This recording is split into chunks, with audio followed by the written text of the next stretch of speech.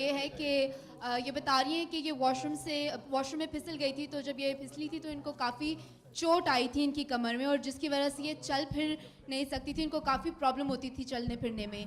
तो इनका ईमान था कि जब ये चर्च आएंगी तो यीशु मसीह इनको शिफा देंगे, और ये सीढ़ियाँ चढ़ के चर्च आती थी बावजूद कि इनको पेन थी काफ़ी। और इन्होंने जब पास्टर जी से दुआ करवाई तो इनका ईमान था कि खुदावन इनको पूरी तरह से शिफा देंगे, और ये बता रही हैं कि ये पूरी तरह से इन्होंने शिफा पाई है, और इनकी कमर की दर्द जो भी थी वो बिल्कुल ख़त्म हो गई है यीशु नासरी के नाम से।